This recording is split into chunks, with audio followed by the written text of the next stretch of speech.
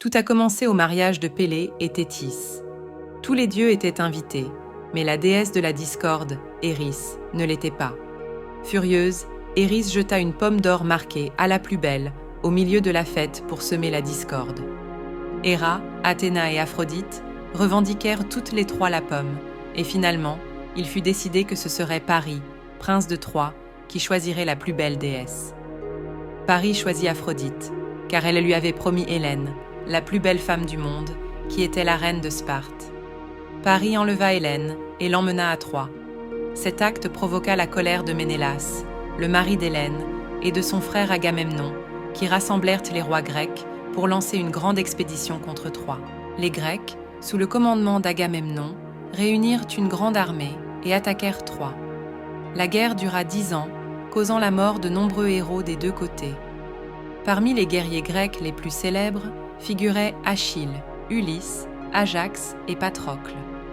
Du côté troyen, on trouvait Hector, Paris et Énée. La guerre fut le théâtre de nombreux événements tragiques et d'histoires héroïques.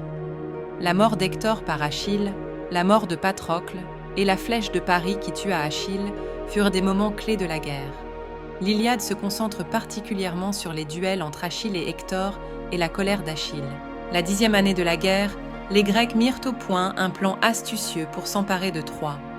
Grâce à l'intelligence d'Ulysse, ils construisirent un immense cheval de bois et y cachèrent leurs meilleurs guerriers.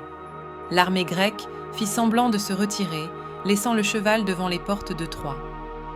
Les Troyens crurent que les Grecs s'étaient retirés et que le cheval était une offrande de paix, alors ils le firent entrer dans la ville. La nuit, les guerriers grecs sortirent du cheval et ouvrirent les portes de la ville à leur armée qui revenait. Troie fut incendiée et ses habitants massacrés. Avec la chute de Troie, les Grecs remportèrent une grande victoire et récupérèrent Hélène. À la fin de la guerre de Troie, de nombreux héros et villes furent détruits.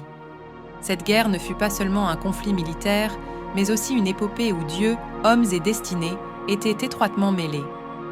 Si vous avez aimé cette histoire captivante, n'oubliez pas de liker notre vidéo, de vous abonner à notre chaîne et de partager vos commentaires avec nous. À la prochaine vidéo. Au revoir.